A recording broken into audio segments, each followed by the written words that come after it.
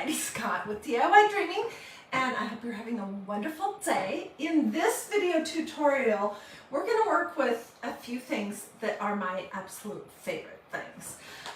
The first is vintage buttons. We're going to be doing some stuff with these mother of pearl vintage buttons. We're also going to be working with painter's drop cloth. And I'm going to tell you how to prepare it to use it. On one of the projects, I'm going to use a 8-inch embroidery hoop. We're going to use some low temperature hot glue, a couple of stencils, some ink, and I'm going to repurpose this frame from Goodwill. And so lots of fun stuff happening. As you're hopping on, say hello. Let me know where you're watching from.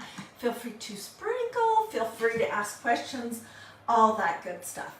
Okay, so the first thing I want to do is show you just how to stencil on painter's drop cloth. And you can write this down. The brand that I like the best of painter's drop cloth, I haven't bought it in a while, but it's Everbilt. Everbilt. I looked to see if I still had the label, and I don't. I usually get it at Lowe's or Home Depot. It's sort of this oatmeal-ish color.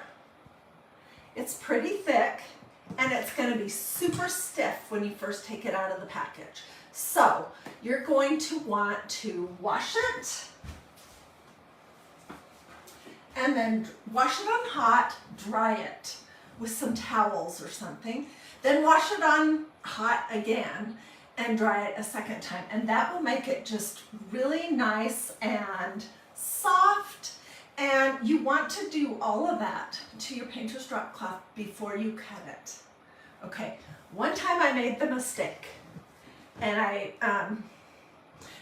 tore some strips off of my painter's drop cloth before I put it in the washing machine, and oh my gosh, it will unravel. I mean, this stuff gets frayed edges pretty easy, and it was a huge mess in my washing machine. So don't cut it until after you have washed it twice and dried it twice. And yeah, so that's the basics with painter's drop cloth. It's completely different from working with canvas, which is just, for example, it's this stuff. It's canvas deck cloth.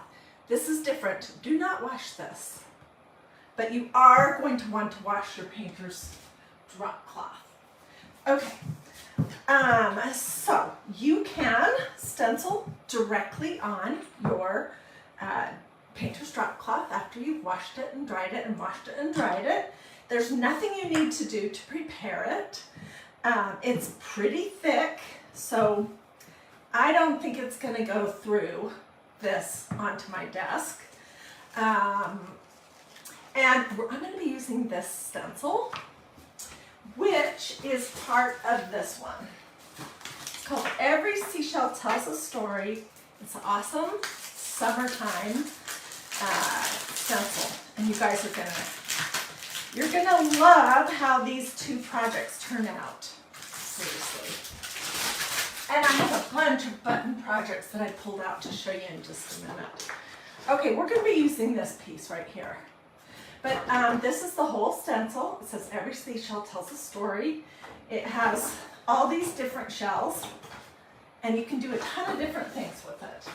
So I am going to be putting this piece on an 8-inch embroidery hoop, which I picked this up at Walmart in the embroidery section of the craft department. And what you're going to want to do, we're not going to put it on until after it's dry, but I want to show you the basics. What you're going to do is you're going to unscrew the little screw thing that's going to be at the top. And this just loosens how tight the outer ring is around the inner ring. And it will allow you to take the two pieces together. Then, once this is dry, you would basically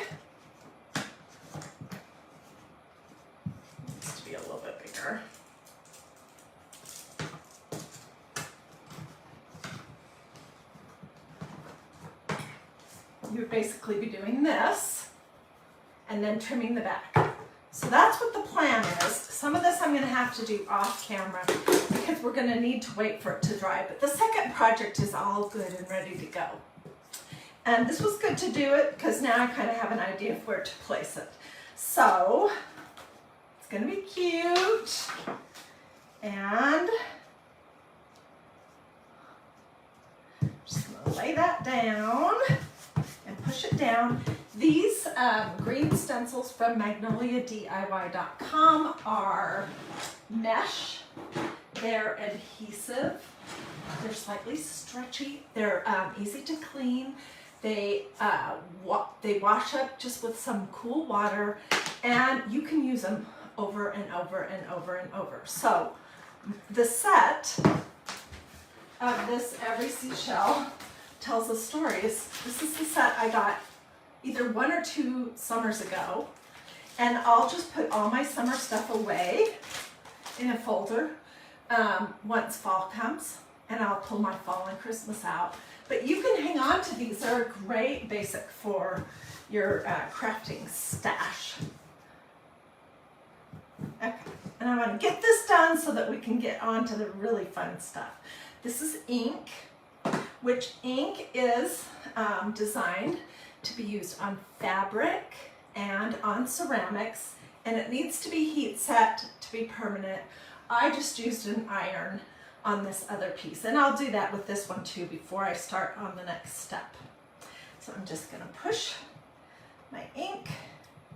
This is white. You could use whatever color you want, but I think with the mother of pearl buttons that we're going to be using, white makes the most sense.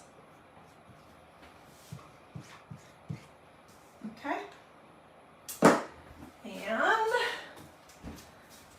this is what it looks like. And there's our little starfish, which we're going to make it dimensional by adding a whole bunch of teeny vintage mother of pearl buttons. We're going to put it on this, and it'll just be a fun little piece. I mean, I could even set it on something like this, an easel, or I could hang it on a wall, or there's lots of things that could be done with it. So this is what it looks like, and I will come back to you with this project completed, because I'm going to have to finish it off camera. Okay, so let me set it over here. And let's move on to the project that we're going to be doing, which is this right here. Okay, this is part of this stencil. Same process exactly, white ink. I used some tape to cover up the B and to cover up the words in the center, because I just wanted to use this beautiful wreath, okay? And this is dry. I've heat set it with the iron. It's all good to go.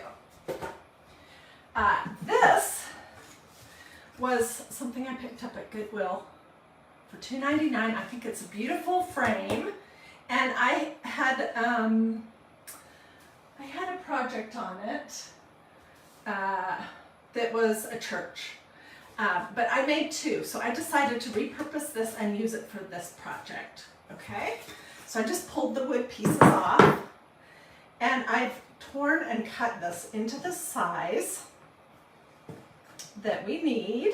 It's going to be slightly off center, and I'm just going to put a little dab of glue in each corner to hold it down, and then we're going to start building this wreath out of vintage buttons, and it's going to be so cool. And I'm going to show you the other projects. I'm going to tell you all about buttons and where to get them.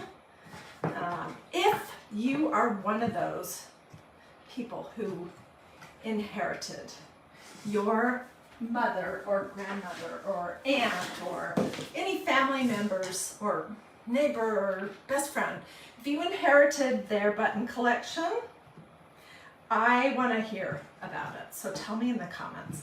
I was not fortunate like that because my grandmother and my mom both sewed a lot, but at the time that my grandmother passed away, I didn't know that I was going to ever like buttons, so I didn't ask her for any. It didn't even occur to me, to be honest to you. Okay, so I'm just going to put a couple little dots just to tack this down.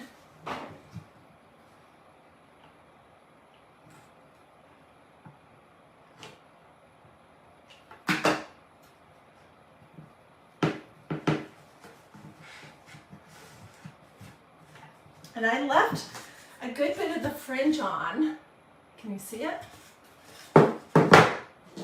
This was a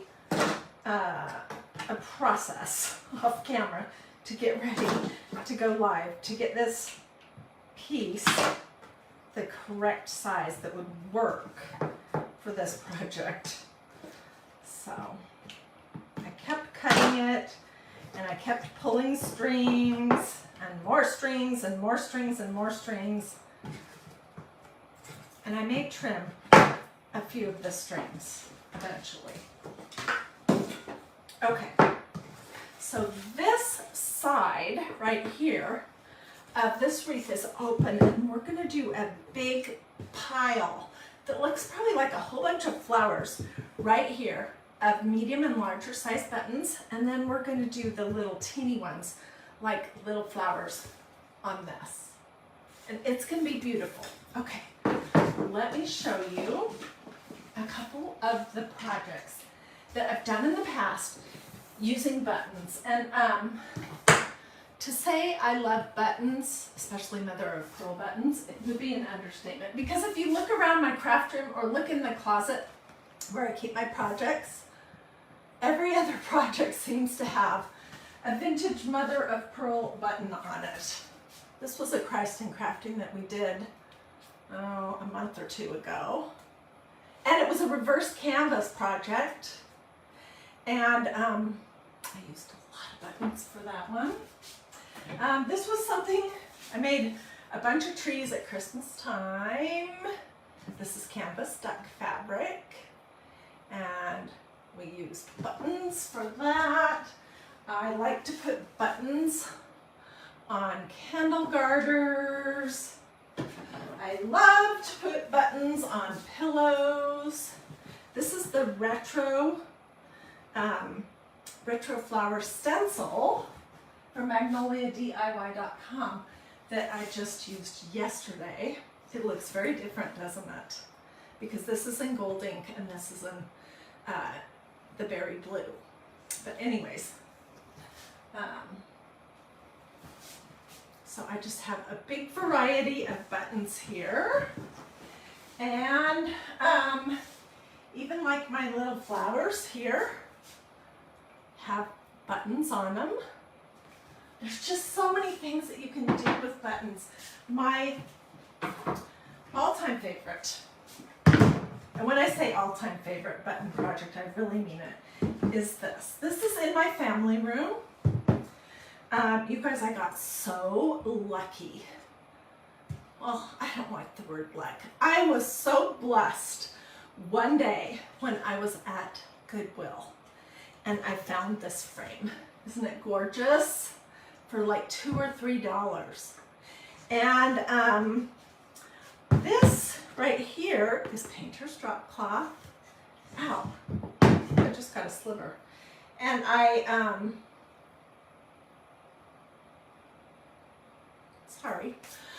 put the painter's drop cloth over a piece of thin cardboard that looks like this. This is another one. And then I just put it in this frame and did a cross. And this is what's sitting in my family room on the wall, by the wall where you turn on the light switches all the time. But during Christmas, I made an insert that is a Christmas tree. So let me show you that. And these are just some of my very favorites.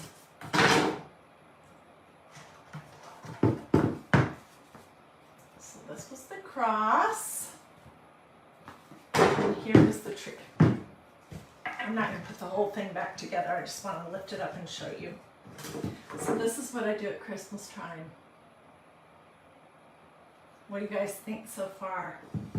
Did I say any of my normal stuff?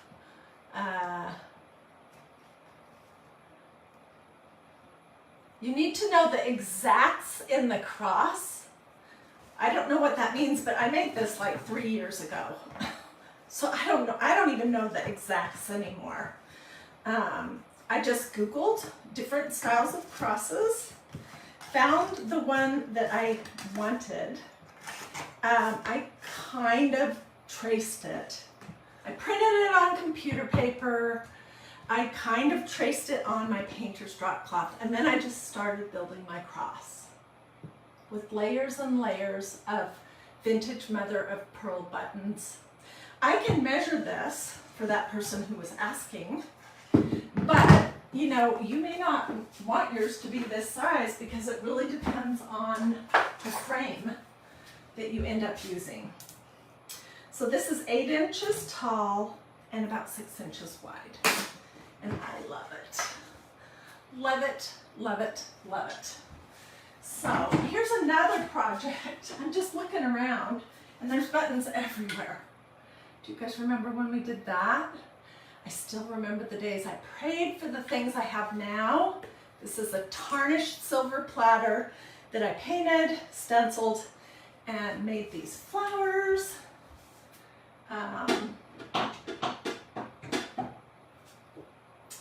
This is a wreath, a braided rope wreath with pulled string burlap flowers, and there's a button in there. There's just buttons everywhere in my craft room because I love buttons. Okay, so let's start on this project right here. And I think it's going to be beautiful. I don't know yet where I'm going to put it, but where do you get vintage buttons? Well, you can order vintage buttons on Etsy. You can also Google vintage buttons and you can find people who sell those. I like to go to this antique, it's like an antique fair that's held once a month in Cumming, Georgia. It's called the Lakewood Antique Market. And at the antique market, there is a lady who has a booth that all she sells is buttons. So I've gotten buttons there. I've bought buttons at antique shops, just like in a jar. But I'm pretty particular at this point. I really just am interested in the white buttons that are actually made of mother of pearl. And I'll show you one way that you can tell. If you look at the back of the button, looking for one that will be easy, you can see sometimes a little bit of the shell because these are carved out of shell. This is another one. So I picked up buttons at that Lakewood Antique Market. I think I ordered some online. I found them at Queen of Hearts Antique Mall. Maybe you have a friend or a family member that has some, or maybe you are one of those fortunate ladies or men that inherited their grandmother's collection of buttons. But this just shows you that I'm serious about it. I love it. Okay, so my plan was to do some bigger buttons here and then scatter some little buttons throughout. And I wanted to show you guys that mother of pearl can come in these gray and purpley colors, or it can come in this white. And sometimes they're iridescent, sometimes they have a little yellow hue. So it can come in different colors. And when I'm building this area right here, I'm going to try to include a variety of colors. So what does everyone think? Yeah, if you would sprinkle this video, that would be awesome. And thank you to everyone who's done stars. Okay, I'm just using my cheapy Bonder Cool Shot low temperature hot glue gun. This is a project that you could get burned, so don't use a hot temperature glue gun. And I'm gonna start with the buttons. I'm getting kind of low on my button supply. So I'm gonna start with my buttons that are not fabulous. And I'm gonna kind of build my base with the ones that I don't especially love.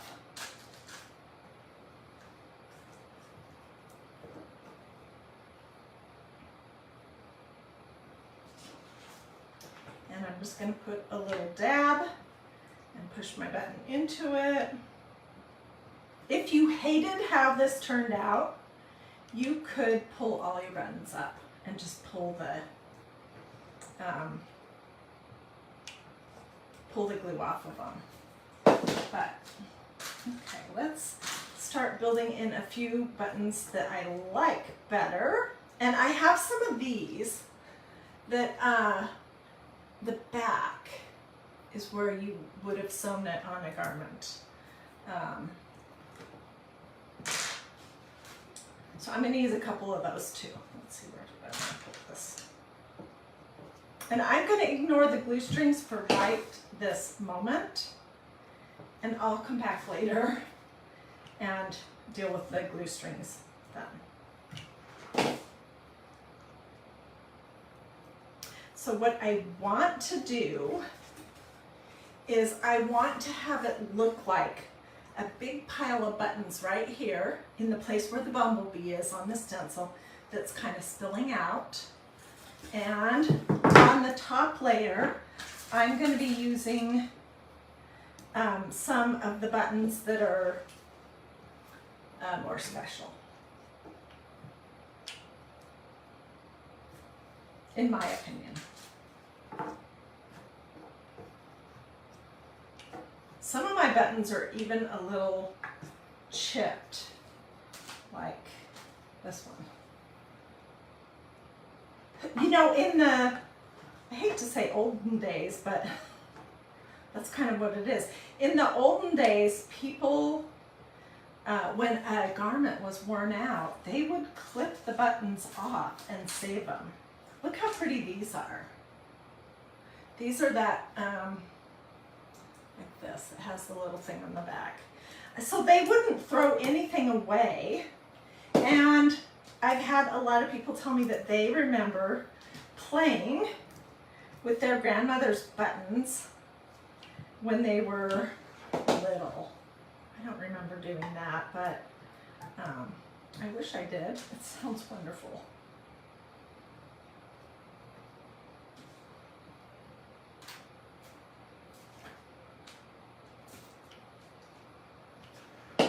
So I'm just starting to pile these up. And I think I'm going to need to put some more glue under here just to hold it.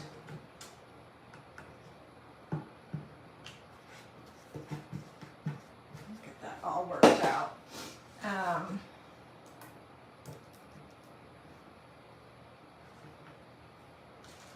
So once I get these basic buttons on, then I have some fun ones to work with.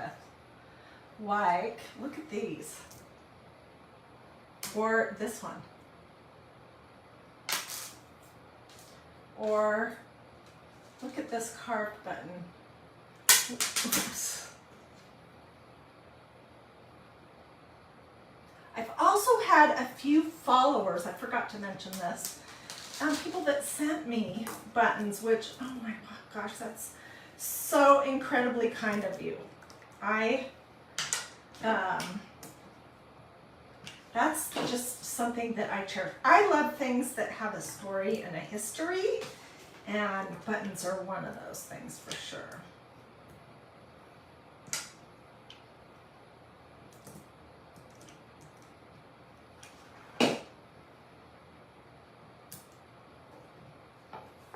This is how it's starting to look.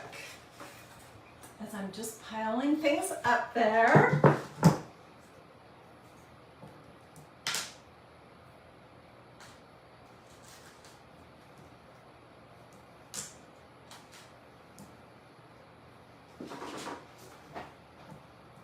And before I came live, I sorted through my buttons to get a bunch that were pretty, that were little, out and ready to go for one area.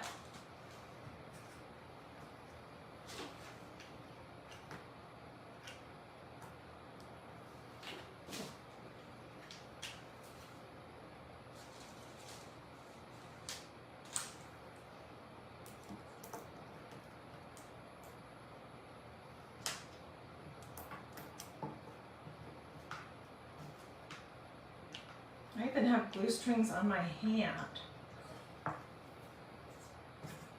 Pitiful. Okay, let's start to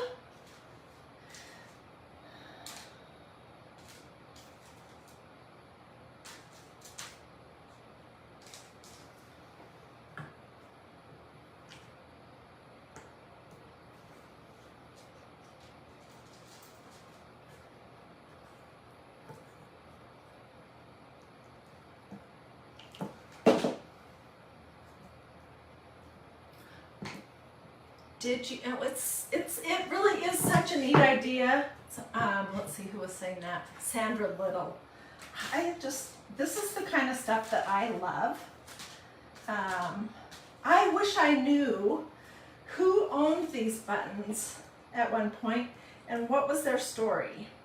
You know, what kind of a garment did this come off? What was going on in these people's life at that time? That is the kind of stuff that I get excited about.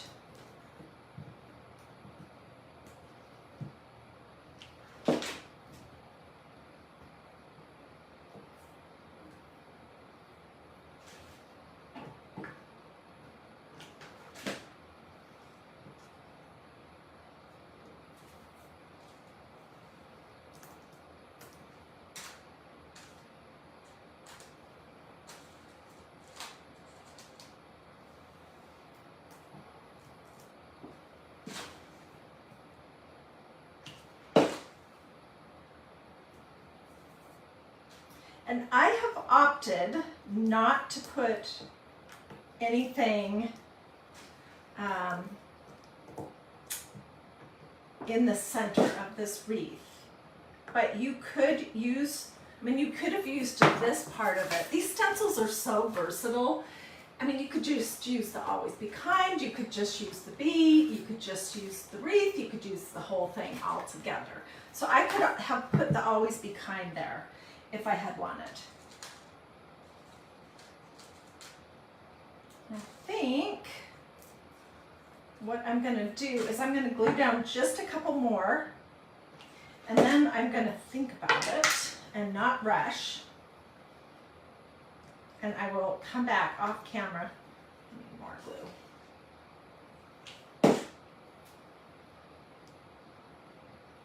And add more buttons.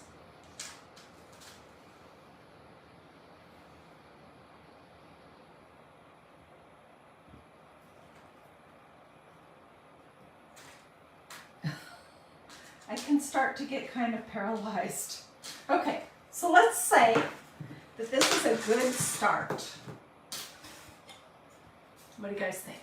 I'm going to make it fuller so it kind of spills out over here and a little bit thicker. So I'll have to dig through my button dish a little bit more to get some more. Now, let's move on to the small buttons that I have pulled out. And a lot of these did actually come from one of my followers. It was, I think it was Mary Kovac, if I remember right. I can't remember for sure. But these are teeny. A lot of these were used on baby clothes. And they're just so sweet. So I'm going to just lay a bunch down and fiddle around with them. I'm going to go winky wonky, basically.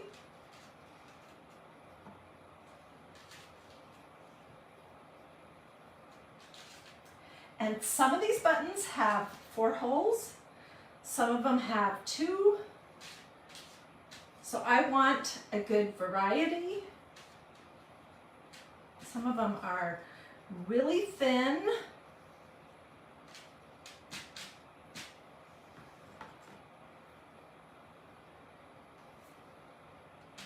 I'm going to do a couple spots. I'm going to do 2 buttons.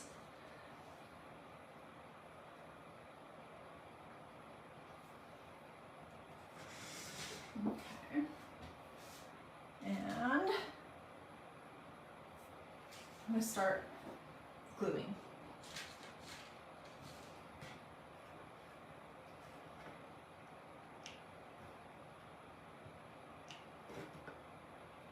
This really does come together so quick. And can you imagine if these were family heirlooms, these buttons were passed down, instead of living out their life in a jar and not getting appreciated, these buttons are on something that you could hang up and you could pass it down to the next generation as a piece of family art. I love that idea.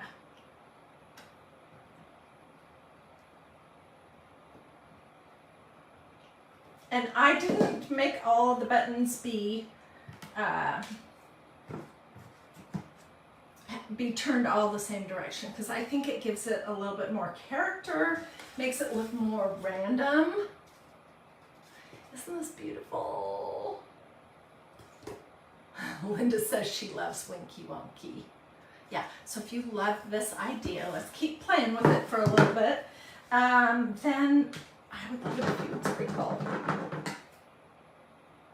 I didn't even take, some of these buttons were clipped right off the clothing and they still have the thread on them. And I think the thread makes them beautiful, so I didn't take that off.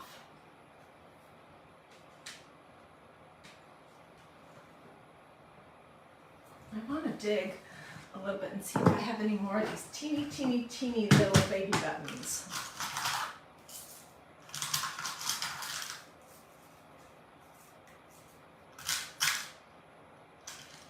There's a really sweet one.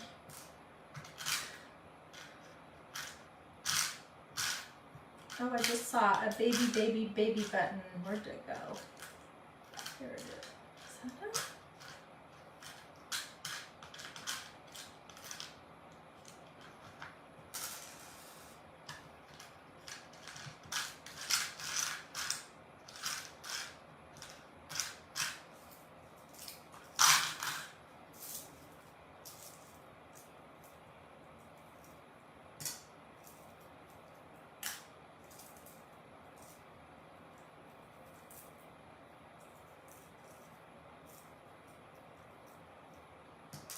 I don't know where I'm going to put this.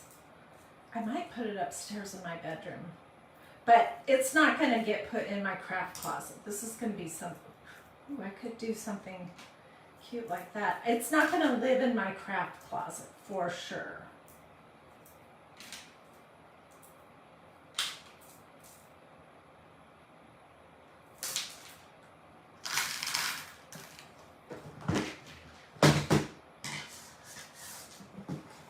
So, oops, just to review, this beautiful frame came from Goodwill, and so did the one that my cross is on.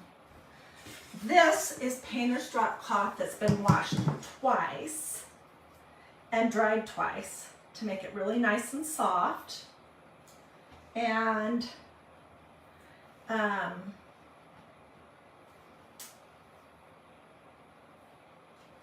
And then I'm just using my low temperature hot glue gun.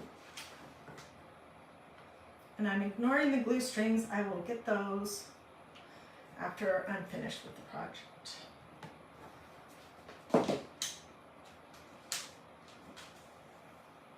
At the start of this video, I showed how you can look at the back of your buttons to see if they're real. And after you've been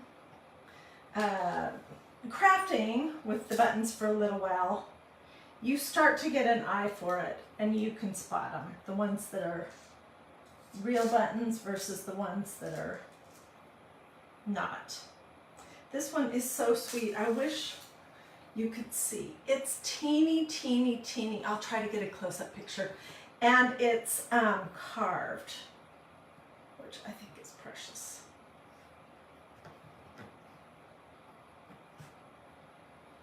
Instead of making this framed piece of art, I could have done it on like a canvas pennant. There's so many things that you could do. I'm going to have to definitely tack down my painter's drop cloth better.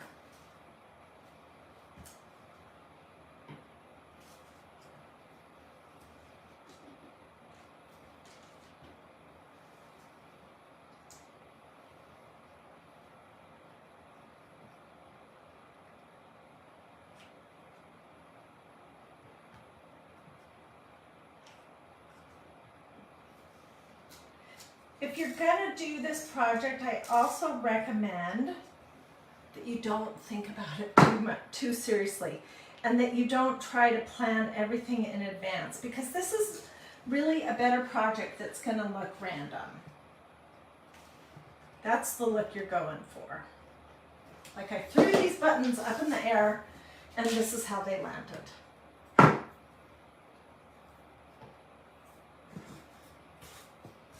What do you guys think?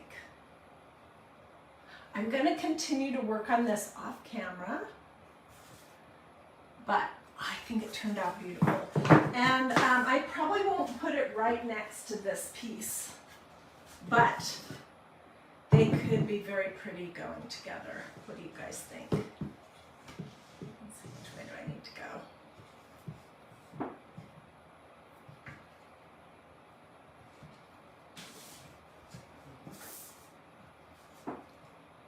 My favorite buttons. You wish you had room for one of those. You're going to have to look around.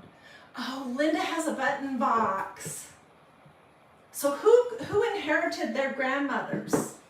And how did it come to you? Was it in a jar?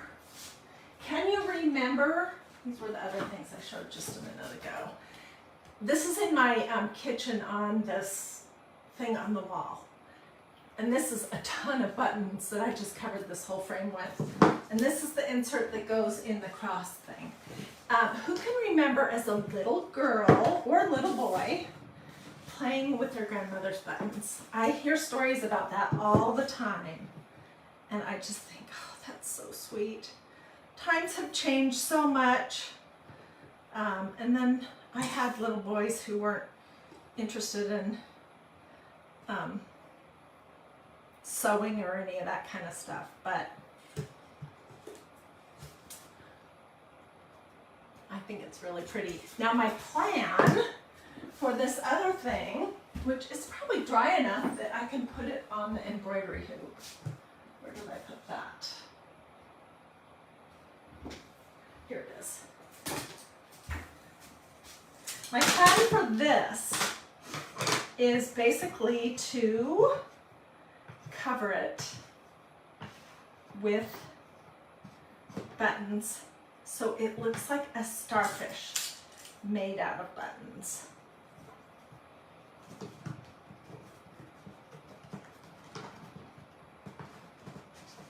I'm just going to have to go a little bit bigger.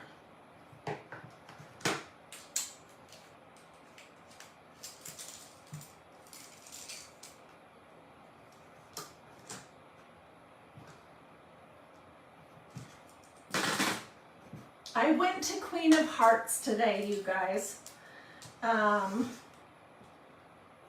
That's that antique shop that is close to my house that I love so much. I went there looking to see just if by any chance I could get a jar of buttons, and I'll have to share this picture. There was a jar of buttons, but it was a big jar, and it was like $160. And I honestly, I'm gonna have to fiddle around with this to get it centered, but I couldn't tell whether most of the buttons in it were plastic and modern or if they were vintage, because I really only want the vintage mother of pearl at this point. But this is the plan for this. I may put a piece of raffia or hula skirt or something up here to tie it, and I'll get it centered better. I'll get it all ready to go on the embroidery hoop before I start gluing the buttons.